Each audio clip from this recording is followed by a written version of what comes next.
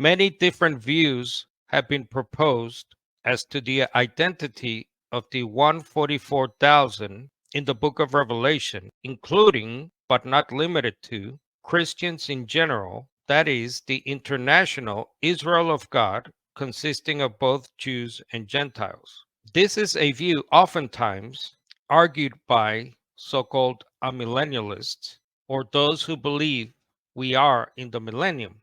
The following are some reasons why this interpretation just does not fit the vision given to John. First, it is argued that there is a hearing seeing pattern in the book of Revelation, so that when John hears something, then he sees the same thing. But Revelation 7 begins with seeing, not hearing. John says, after this, I saw four angels. The same in verse 2. Then I saw another angel. The point is, you cannot just start in the middle and choose to hear first if you hold to the hearing then seeing pattern.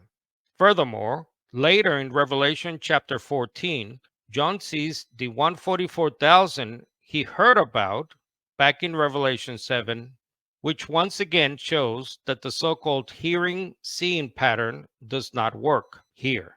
Second, John never calls the church Israel or divides the church as the 12 tribes made up of 12,000 people from each of the tribes.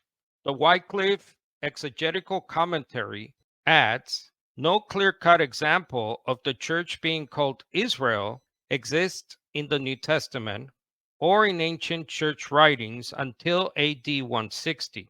This fact is crippling to any attempt to identify Israel as the church in Revelation 7 verse 4. Such an attempt becomes even more ridiculous because it necessitates typological interpretation that divides the church into 12 tribes to coincide with the listing of Revelation 7 verses 5 to 8, even with all the irregularities in that list. This step is even more anomalous in light of the irregularities in the listed adopted in verses 5 to 8. The approach is so misconceived that it does serious violence to the context. It cannot be exegetically sustained. The term Israel must be referred to the physical descendants of Abraham, Isaac, and Jacob.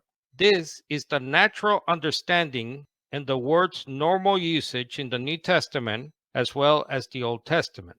Third, it is argued that the 144,000, the 12 tribes of Israel, and the number 12,000 from each tribe are simply representing perfected Christians. But the 12 tribes are counted, and John says the great multitude no one could count. And if all numbers in Revelation are symbols or figures of speech, no number in the book should be taken literally. Fourth, the 144,000 are from the 12 tribes of Israel, whereas the great crowd is from every nation, from all tribes and peoples and languages. So once again, they cannot be the same group. Note how the innumerable multitude echoes the promise made by God back in Genesis that Abraham would be the father of many nations, as the dust of the earth, as the stars of the sky, or as the sand of the sea. Genesis 13, 15, and 16. God also says in Genesis 22, I will so greatly multiply your descendants that they cannot be numbered for multitude. In other words, countless is the opposite of counted.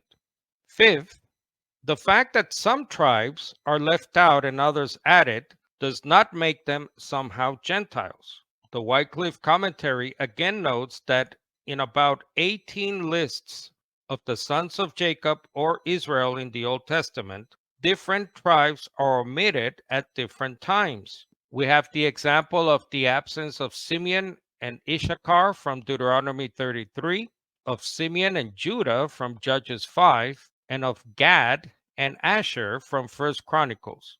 Lastly, John says, after these things I looked, meaning a different group from the previously mentioned group. Once again, it cannot be proven nor shown that John is continuing a description of one and the same group.